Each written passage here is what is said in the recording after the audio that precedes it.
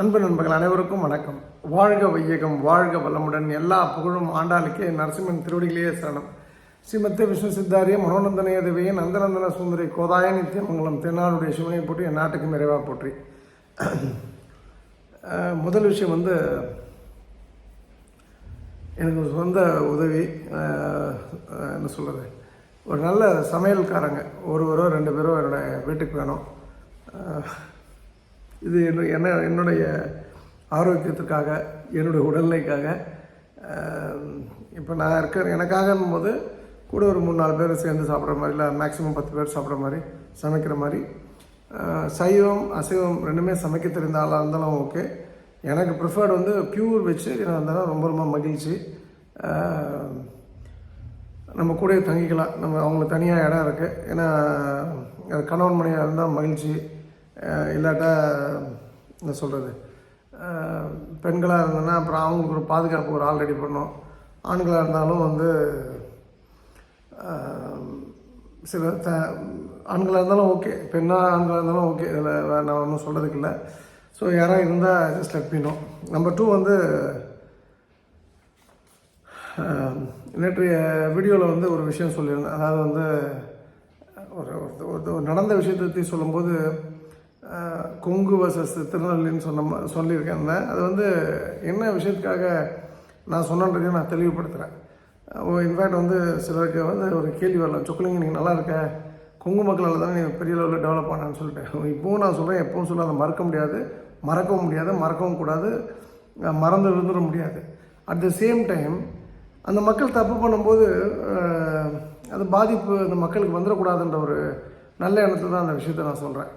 In fact எனக்கெலாம் தெரியும், நல்லா business பார்க்க ரொம்ப கஷ்டப்பட்டு வருவாங்க, நல்லா பிஸ்னஸ் பண்ணுவாங்க. பணம் வந்தோடனே தோட்டம் துறவு பக்கத்து வீட்டுக்காரன் பண்ணுற மாதிரி நம்மளும் பண்ண நினச்சி வாங்கணும்னு சொல்லிட்டு பேங்க்கில் லோன் வாங்குவாங்க.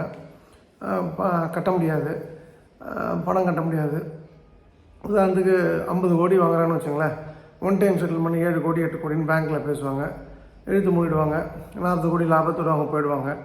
இது போன்ற ஹேபிட்ஸ்லாம் தமிழ்நாட்டில் மற்ற ஊரில் இருக்க இல்லையோ, கொங்கு மக்கள்கிட்ட கொஞ்சம் இது ஒரு என்ன சொல்கிறது, தொற்று நோய் மாதிரி ஒருவர் பண்ணதை சிலர் பண்ணி, சிலர் பண்ணதை பலர் பண்ணுற மாதிரி நிகழ்வுகளை நான் பார்ப்பதனால தான் இந்த விஷயத்த சொல்கிறேன். நம்ம இந்த பிரபஞ்சத்துக்கு அறிவில்லைன்னு நினச்சா நமக்கு தான் அறிவில்லைன்றதை நம்ம புரிஞ்சுக்கணும். பிரபஞ்சம் என்பது கடவுள் என்பது தான் பிரபஞ்சம்.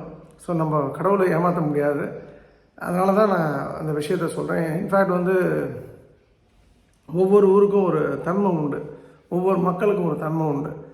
நான் எப்போதுமே சொல்லுவேன், அந்த கிருஷ்ணகிரி, தருமபுரி, ஒசூர் நீங்களாக, அதே போல் அரியலூர், பெரம்பலூர், திருவண்ணாமலை அந்த வட்டாரம், இந்த முக்கியமான டவுன் போலூர், தண்டாரம்பட்டு, இது போல் இடங்கள்லாம் நீங்களாக நீங்கள் பார்த்தீங்கன்னா, அப்புறம் விழுப்புரம், அந்த செக்மெண்ட் அப்படியே ரொம்ப வெகுலியாக இருப்பாங்க.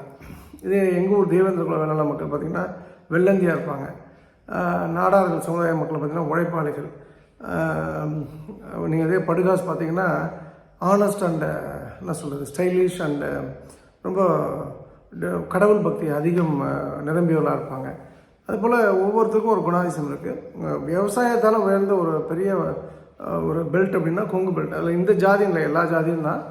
அதனால் தப்பு பண்ணும்போது எல்லாருமே அந்த தப்பை ஒருத்தர் மாற்றி ஒருத்தர் பின்பற்றுறதுனால தான் இந்த விஷயத்த சொல்கிறேன்.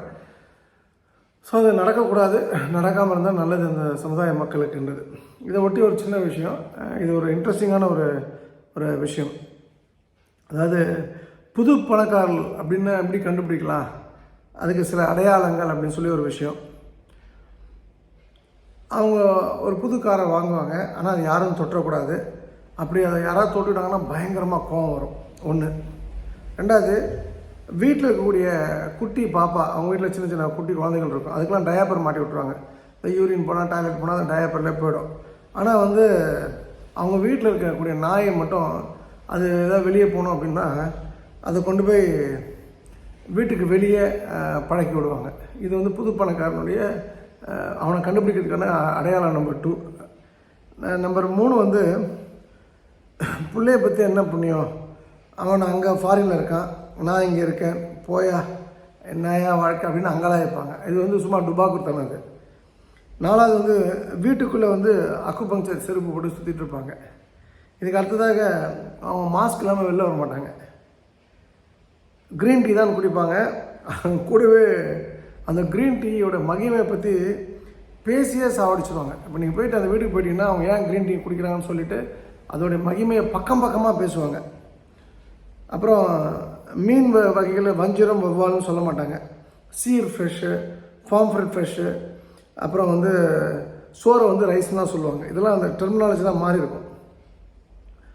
அப்புறம் முட்டை இத்தனை கலோரி, மட்டன் இத்தனை கலோரின்னு, ரைஸ் இத்தனை கலோரின்னு கலோரி பற்றி அதிகம் பேசுவாங்க.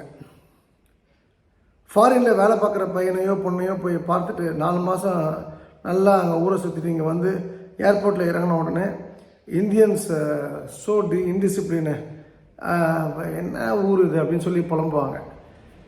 வீட்டுக்கு வந்த தூரத்து சொந்தக்காரனுக்கு வந்து எவனா வந்தானா கோடாரி தைலம் கொடுப்பாங்க. நெருங்கின சொந்தத்துக்கு ஃப்ளைட்டில் வந்து திருக்கிட்டு வந்திருப்பாங்க கம்பளி, அந்த போத்துறதுக்கான கம்பளி. அந்த போரையை கொடுத்து எங்கள் வீட்டில் நிறைய இருக்குது, நீங்கள் ஒன்று வச்சுக்கங்கன்னு சொல்லி கொடுப்பாங்க. இதெல்லாம் வந்து புதிய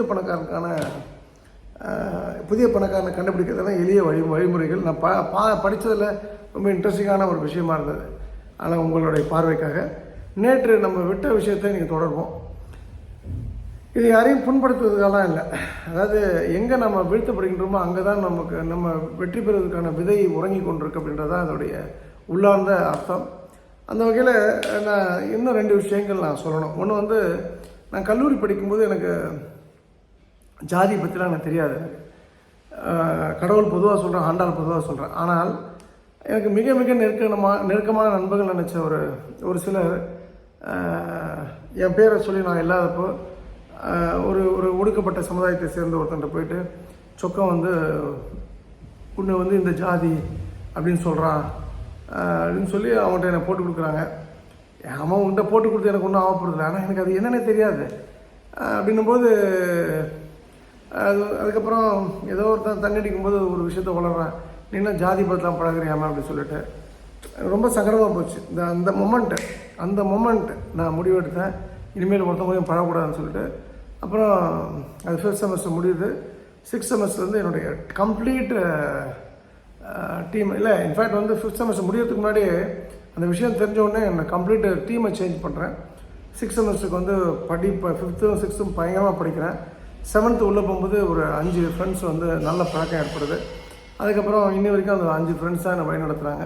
5ல் ஒருத்தர் இறந்துட்டார். இன்ஃபேக்ட்டு மொத்தம் 6 பேர். ஒருத்தர் வந்து கொஞ்சம் மென்டலாக டிஸ்டர்ப் ஆகிட்டார். 5 பேரில் ஒருத்தர் இறந்துட்டார். மிச்சம் 4 பேர் தான் என்னை வழி நடத்துகிறாரு. ஸோ அன்றைக்கி வந்து என்னை தவறுதலாக ஒருத்தர் புறம் பேசல, ஒருத்தரோ இருவரோ புறம் பேசுனா நான் முட்டாள் மாதிரி அவங்க கூட தான் சுற்றி இருந்திருப்பேன். ஒரு அடியாள் மாதிரி, ஒரு அல்லக்கை மாதிரி, ஏதோ ஒரு பிடிப்பு இல்லாமல் சுற்றி இருந்திருப்பேன். இவங்க தான் உலகம்னு சொல்லிட்டு. ஆனால் நீ இந்த உலகத்துக்கான ஆள் கிடையாது, இவங்க கூட பழகிறதுக்கான ஆள் இல்லைன்னு சொல்கிற ஒரு விஷயத்தை அன்றைக்கி அந்த தில்லை நடராஜர் எவனோ ஒருத்தர் மூலமாக புரிய வச்சார். ஸோ அகெயின் வந்து அந்த இடத்துல ஒரு பாதிப்புக்கு ஏற்பட்டதுக்கப்புறம் தான் எனக்கு என் லைஃப்பில் பெரிய மாற்றம் வருது. இதுக்கு அடுத்ததாக நான் ஒரு கம்பெனியில் வேலை பார்க்கும்போது ஒரு மிக முக்கியமான சீக்ரெட், அந்த கம்பெனியுடைய சிஇஓக்கு அடுத்த நிலையில் இருக்கக்கூடியவர் என்கிட்ட சொல்கிறாரு, இது மாதிரி பெங்களூர் ஆப்ரேஷன் க்ளோஸ் பண்ண போகிறாங்க அப்படின்னு சொல்லிட்டு. நாங்கள் எல்லாமே நைட் வந்து எல்லாருமே பியர் போய் அடிப்போம் அந்த பார்ஷர்டன் ஹோட்டலில். இப்போ அதுக்கப்புறம் க்ரௌன் பிளாஸாக மாறிச்சு. அதுக்கப்புறம் இப்போ இடிச்சிட்டாங்க அந்த ஹோட்டலில். இப்போ பாஷ்யம் கன்ஸ்ட்ரக்ஷன் வரப்போகுது. அப்போது சொல்கிற மாதிரி பெங்களூர் க்ளோஸ் பண்ணுறாங்கன்னு. அதில் ஒருத்தன் உடனே பெங்களூர் ஆப்ரேஷன் ஹெட் பண்ண ஃபோன் பண்ணி சொல்கிறான். அவன் உடனே சிஇஓக்கு ஃபோன் பண்ணால் இந்த விஷயம் உனக்கு எப்படி தெரியும்னு கேட்கும்போது அந்த சைக்கிள் என்னை கொண்டு வந்து நிறுத்துது. அப்போ பார்த்தீங்கன்னா சொக்கலிங்கம் காசிப்பு புறம் பேசுகிறான் அப்படின்னோடனே ஒரே நிமிடம் இதோட வேலைக்கு வர வேண்டாம், 2 மாதம் சம்பளம் கொடுத்துருவோன்னே நிறுத்திட்டாங்க. ஓகே, அது நல்லதுக்கு நடந்தது. ஏன்னா அது நிறுத்த போய் அந்த சம்பளமும் வந்து லம்சமாக வந்தது. அடுத்து ஒரு வாரத்தை எனக்கு வேலை கிடச்சிருது. அதுக்கப்புறம் நோ லுக் பேக்கு, திரும்பி பார்க்கறது கூட நேரம் கிடையாது. பட் ஆனால் அந்த சம்பவத்துக்கு அப்புறம் தான் நான் எல்லாருக்குமே சொல்கிறது, புறம் பேசாதீங்க, சம்மந்தம் இல்லாத விஷயத்தை சம்மந்தம் இல்லாத ஆள்கிட்ட பேசாதீங்க. பொதுவாக அவங்ககிட்ட வந்து ஒரு விஷயம் வாங்கிறதுக்கு கஷ்டன்ற மாதிரி ஒரு நிலையை உருவாக்குங்கன்னு நான் சொல்வேன். ஸோ அங்கே வந்து என் நண்பர்கள் வேணுன்ட்டு பண்ணலை, நானும் அது வேணுன்ட்டு பண்ணல, இட்ஸ் ஸோ ஹேப்பன்டு. பட் ஆனால் அதில் உள்ள புதிர்ந்திருக்கக்கூடிய விஷயம் என்னென்னா, நான் சொல்லியிருக்கக்கூடாது, நான் பேசியிருக்கக்கூடாது. ஸோ அந்த பேஸை போய் வேலை போகுது. வேலை போனதுனால வேறு வேலை கிடைச்சிது. ஒரு காலம் வேலை கிடைக்காம போயிருந்தேன்னா, ஸோ என்னோடய குட் டைம், அந்த பேட் டைமில் ஒரு குட் டைம் என்னென்னா, பெட்டர் ஜாபு, பெட்டர் சேலரிக்கு எனக்கு கிடைச்சது தான் ரொம்ப பெரிய டேர்னிங் பாயிண்ட். இன்ஃபேக்ட் நேற்று கூட நான் சொன்னேன். இப்போ நான் ஒரு நந்தனத்தில் ஒரு அலுவலகத்தில் இருக்கேன். அந்த அலுவலகத்தில் முதல் மாடியிலும் 3வது மாடிலையும் எனக்கு ரொம்ப என்னோடய டீம்மேட்ஸ் இருக்காங்க, ஆண்டாள் குரூப்பு. அவங்க வாடகை 1.5 லட்ச ரூபா தராங்க. எனக்கு வாடகை கிடையாது. கடந்த 6 வருடங்களாக வாடகை கிடையாது. அந்த பில்டிங் ஓனர் வந்து ஒரு க்ளோஸ் ரிலேட்டிவ் எனக்கு. அவங்க வந்து ஒரு கம்பெனி வச்சுருக்காங்க, ஒரு ப்ரைவேட் லிமிடெட் கம்பெனி. அந்த கம்பெனிக்கு நான் வந்து ஒரு டைரக்டர். 50% ஷேர் வந்து என் பேரில் எழுதி வச்சுருக்காங்க. 50% ஷேர் நான் ஹோல்ட் பண்ணுறேன். எதுக்காக அதை சொல்கிறேன்னா, இது வந்து சொக்கலிங்கத்தோட நன்னடத்தையால் அது நடக்கலை. சொக்கலிங்கத்துக்கு அப்பா உயிரோடு இருந்து இறந்து போயிருப்பார் இல்லையா, அவர் உயிரோடு இருந்தப்போ அந்த பில்டிங் ஓனரோட ஒரு பிஸ்னஸ் பண்ணுறாரு. என்னுடைய அப்பா ஏமாற்றப்படுறார். அவருக்கு எந்த பணமும் வரல, எந்த வருமானம் வரல. அவரே பரிதாபப்பட்டு ஒரு 50,000 ரூபா செலவுக்கு வச்சுக்கன்னு கொடுத்த விஷயம் நடந்தது. 1997-8 நடந்த விஷயம் அது. அந்த எங்கள் அப்பா அன்றைக்கி நேர்மையாக இருந்ததுனால, உயிரை கொடுத்து வேலை பார்த்து உழைச்சதுனால அன்றைக்கி பணம் வரல 97. ஆனால் 2098ன்னு வச்சுக்கலாம், எக்ஸாக்டாக சொல்லணுன்னா 2018-19க்கு அப்புறம் தான் நான் இந்த இடத்துக்கு நான் மூவ் பண்ணுறேன். ஸோ அது ஒரு பெரிய ஒரு 19 தான். எக்ஸாக்டாக 20 வருஷம் கழிச்சு எங்கள் அப்பா பண்ண புண்ணியம், எங்கள் அப்பாவுடைய நற்பெயர் எனக்கு ஒரு நல்ல வாழ்க்கையை கொடுக்குது. அன்றைக்கி அப்போ வந்து எங்கள் அப்பா ஏமாற்றப்பட்டார், எங்கள் அப்பாவுக்கு பணம் வரல அப்படின்னு நானும் எங்கள் அப்பாவும் எங்கள் அம்மாலாம் ரொம்ப சங்கடப்பட்டோம். இப்படி நம்ம நடந்து போச்ச, தேவையில்லாமல் திருநெல்வேலிருந்து வந்து ஹார்ட் அட்டாக்லாம் வர மாதிரி ஒரு சூழ்நிலை ஏற்பட்டது. இது என்னடா இது, எல்லாரும் மேலே கோவப்பட்டு கஷ்டப்பட்டு சங்கடப்பட்டு பேசாமல் இருந்து அப்படின்னு இருந்த காலகட்டத்துக்கு ஒரு 20 வருஷம் கழிச்சு பார்த்திங்கன்னா, அதனால தான் இன்றைக்கி வந்து எனக்கு ஒரு சுக வாழ்க்கை. அங்கே வர போய் தான் ஒரு பெரிய லைஃப்பில் ஒரு லிஃப்ட்டு, அப்லிஃப்ட்மெண்ட்டு அப்படின்ற ஒரு விஷயத்தை நான் இன்றைக்கி புரிஞ்சுக்கிறேன். அப்போ நான் உங்களுக்கு சொல்கிறது ஒரே ஒரு விஷயந்தான், ரொம்பலாம் மெனக்கிட வேண்டாம், ரொம்பலாம் சங்கடப்பட வேண்டாம். எது நடக்குதோ அதை அப்படியே ஆசிஸ் வந்து அப்படியே ஏற்றுங்க. அதில் ஏதோ ஒரு நன்மை நமக்காக இருக்குது. இதுதான் உண்மை. நீங்கள் வந்து எல்லாத்தையுமே வந்து மாற்றணும், எல்லாத்தையும் சேஞ்ச் பண்ணணும், எல்லாத்தையும் சரியாக்கணும், எல்லாரையும் சரியாக்கணும்லாம் நம்ம முயற்சி எடுத்தோம்னா நம்மளை விட முட்டாள் எவ்வளோமே இருக்க முடியாது. இன்ஸ்டட் ஒரு விஷயம் நடந்து போச்சு. நான் சொன்னேன் இல்லையா நேற்று, இப்போ கண்ணாடி உடஞ்சிச்சு. நான் ஆக்சுவலாக நேற்று என்னோடய வீட்டில் வந்து கஸ்ட் ஸ்பீடு 60 km/h நேற்று காற்று ஸ்பீடு. ஜன்னல் கண்ணாடி உடஞ்சிச்சுன்னா பாருங்கள், 2வது மாடியில் சுக்குநூறாக உடஞ்சி போச்சு. 5,000 ரூபா செலவு நான் பார்க்கல. நான் எப்படி பார்க்குறேன்னா, இரவு ஒரு 10 மணிக்கு நடந்த விஷயம் அது. அந்த ரூமில் தங்கி இந்த பரத், நான் அஜய் இவங்களாம் அந்த ஜன்னலை மூடலை. நான் எல்லா ஜன்னலையும் கீழே மூட சொல்கிறேன். எனக்கு அந்த காற்று எப்படி வேலை பாடணும்னு தெரியும். ஆனால் அது அவங்க போகிறதுக்குள்ளே அது உடஞ்சிடுது. பட்டு இப்போ அந்த கண்ணாடி செலவுன்றது ஒரு பக்கம் வச்சுட்டு, அந்த கண்ணாடி உடஞ்சிடுச்சு, என்ன பண்ண முடியும்? உடனே இன்னைக்கு காலைல வந்து அள்ளி தூக்கி குப்பத்தூரில் போட வேண்டியது, அவ்வளோதான். அதுக்கு மேலே ஒன்றும் பண்ணது. ஏன் கண்ணாடி உடஞ்சிது, பரத் ஏன் பூட்டி வைக்கல, ஏன் அஜய் பூட்டி வைக்கல, ஏன் காற்று இப்படி அடிச்சது, நம்ம கேள்விலாம் கேட்க முடியாது. இது சாதாரண விஷயம். இப்போ நான் ஒரு கால் வந்து பரத் இடத்துல நானும் வந்து காற்று வரணும்னு அப்படி தான் திறந்து வச்சுருப்பேன். அப்போது அந்த இடத்துல வந்து காற்று வந்து உடைச்சதுன்னா நான் என்னையே வந்து கத்தி வச்சு குத்திக்க முடியுமா? அது இந்த இடத்துல இன்னொருத்தருனால அவர் மேலே பழி போடலாம் அர்த்தம் கிடையாது. பட் அது நடந்துருச்சு, கண்ணாடி உடஞ்சிருச்சு. அப்போ அள்ளி போட்டுட்டு அடுத்த வேலையை பார்க்க வேண்டியதான் நம்ம வேலை.